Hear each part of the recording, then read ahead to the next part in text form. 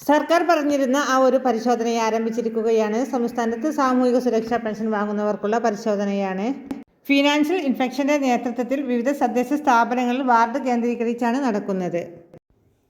നമ്മുടെ കർഷക തൊഴിലാളി പെൻഷൻ, അതുപോലെ തന്നെ വിധവ പെൻഷൻ, വാർദ്ധക്യകാല പെൻഷൻ, അവിവാഹിത പെൻഷൻ, ഭിന്നശേഷി നേരിടുന്നവർക്ക് ലഭിക്കുന്ന 1600 രൂപ, ഈ ആനുകൂല്യങ്ങളെല്ലാം വാങ്ങുന്നവർക്കാണ് ഇപ്പോൾ പരിശോധന ആരംഭിച്ചിട്ടുള്ളത്. ജില്ലാ ധനകാര്യ ഓഫീസർ, അതുപോലെ തന്നെ അസിസ്റ്റന്റ് ധനകാര്യ ഓഫീസർമാർ, അതോടൊപ്പം തന്നെ ഏത് പഞ്ചായത്തിലാണോ പരിശോധന നടത്തുന്നത് ആ പഞ്ചായത്തിലെ ഉദ്യോഗസ്ഥർ, ഇത്രയും ആളുകളായിരിക്കും നമ്മുടെ വീടുകളിൽ എത്തിച്ചേരുക. പരാതി ലഭിക്കുന്ന വീടുകൾ മാത്രമല്ല, നിലവിൽ പെൻഷൻ ഗുണഭോക്താക്കളുടെ വീടുകൾ നേരിട്ട് വന്ന് പരിശോധിക്കുന്ന രീതിയാണ് സർക്കാർ സ്വീകരിച്ചിട്ടുള്ളത്. ഇതിനുശേഷം സർക്കാരിലേക്ക് റിപ്പോർട്ടുകൾ സമർപ്പിക്കേണ്ടതുണ്ട്. പഞ്ചായത്തുകൾ പരിശോധിക്കുമ്പോൾ, വാർഡ് അടിസ്ഥാനത്തിൽ പരിശോധിക്കുമ്പോൾ എത്രത്തോളം ആളുകളെ അനർഹരായി കണ്ടെത്തി, അതിനുശേഷം സർക്കാരിൻ്റെ ഉത്തരവും കൂടി വന്നു കഴിഞ്ഞാൽ നിലവിൽ ഇവരെയെല്ലാം പെൻഷൻ പട്ടികയിൽ നിന്ന് പുറത്താക്കുകയാണ് ചെയ്യുന്നത്.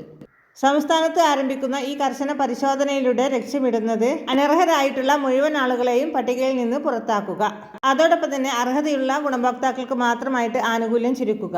അങ്ങനെ വരുമ്പോൾ സർക്കാർ പറഞ്ഞിട്ടുള്ള പെൻഷൻ വർധനവൊക്കെ സുഖകരമായിട്ട് നടത്താൻ സാധിക്കും എന്ന രീതിയിലൊക്കെയാണ് കാര്യങ്ങൾ മുന്നോട്ട് പോകുന്നത്. പെൻഷൻ പരിശോധനയിൽ കഴിഞ്ഞ ദിവസം ഉദ്യോഗസ്ഥർ പരിശോധിച്ചപ്പോൾ 2 നില വീട്, അതും 2000 സ്ക്വയർ ഫീറ്റിന് മുകളിലുള്ള വീട്, അതോടൊപ്പം തന്നെ ഗുണഭോക്താവിനും ഗുണഭോക്താവിന്റെ മക്കൾക്കും നിലവിലുള്ള സ്ഥലത്തിന്റെ വിസ്തൃതി, അത് 2 ഏക്കറും അതിനു മുകളിലുമുണ്ടോ എന്ന് പരിശോധിക്കുന്നുണ്ട്. ഇനി അത് മാത്രമല്ല, ഗേറ്റുകൾ, ഇലക്ട്രോണിക് ഗേറ്റുകളുള്ള വീടുകൾ ഉൾപ്പെടെ പരിശോധന നടത്തുന്നുണ്ട്. പെൻഷൻ വാങ്ങുന്നതിൽ അനർഹരാണ് ഇവരെന്ന് കണ്ടെത്തുകയും ചെയ്തിട്ടുണ്ട്. ഇത് മാത്രമല്ല, AC ഘടിപ്പിച്ചിട്ടുള്ള വീടുകൾ, അതോടൊപ്പം തന്നെ വീട്ടിൽ വാഹനമുള്ളവരുണ്ട്. അപ്പോൾ ഇങ്ങനെയുള്ള കാര്യങ്ങളാണ് പരിശോധനയിലൂടെ ഇപ്പോൾ കണ്ടെത്തിയിട്ടുള്ളത്. ഇതിൽ ഏതെങ്കിലും ഒന്ന് നമ്മുടെ വീടുകളിൽ ഉണ്ടെങ്കിൽ പോലും നമ്മൾ അനർഹരാണ് എന്നുള്ളതാണ് സർക്കാരിന്റെ മുമ്പുള്ള നിയമപ്രകാരം അല്ലെങ്കിൽ കൃത്യമായിട്ട് പറഞ്ഞിട്ടുള്ളത്. അതുകൊണ്ട് തന്നെ ഈ പറയുന്ന മാനദണ്ഡങ്ങളൊക്കെയാണ് സർക്കാർ പരിശോധിക്കുന്നത്. അതായത് നമ്മുടെ ഭൗതിക കാര്യങ്ങൾ, വീടുമായി ബന്ധപ്പെട്ട നമ്മുടെ നിലവിലത്തെ അവസ്ഥ, തൽസ്ഥിതിയാണ് പരിശോധിക്കുന്നത്. ഇങ്ങനെ പരിശോധിക്കുമ്പോൾ ഉദ്യോഗസ്ഥർ മറ്റൊന്നും തന്നെ ആവശ്യപ്പെടുന്നില്ല. കൃത്യമായിട്ട് ഈ കാര്യങ്ങളെല്ലാം ഒന്ന് അന്വേഷിച്ച് വിലയിരുത്തുകയാണ് ചെയ്യുന്നത്. നമ്മുടെ ഭാഗത്ത് നിന്ന് എന്തെങ്കിലും പറയാനുണ്ടെങ്കിൽ അത് പറയുകയും കൂടി ചെയ്യാം. നിലവിൽ തുടക്കം എന്നോണമാണ് വിവിധ പഞ്ചായത്തുകളിൽ ഇപ്പോൾ പരിശോധന നടന്നുകൊണ്ടിരിക്കുന്നത്. കഴിഞ്ഞ ദിവസത്തിൽ ഒരു തദ്ദേശ സ്ഥാപനങ്ങളിൽ പരിശോധന നടത്തിയതിന്റെ അടിസ്ഥാനത്തിൽ 15 വീടുകളിൽ നിന്ന് 12 വീടുകളിലും അനർഹരായിട്ടാണ് ആനുകൂല്യം വാങ്ങുന്നത് എന്ന് കണ്ടെത്തിയിരിക്കുന്നു. അതുകൊണ്ട് തന്നെ ആ തദ്ദേശ സ്ഥാപനം ഇപ്പോൾ മുഴുവനായിട്ടും പരിശോധനയ്ക്ക് വിധേയമാക്കണം എന്നുള്ള ശുപാർശയും കൂടി വന്നിട്ടുണ്ട്.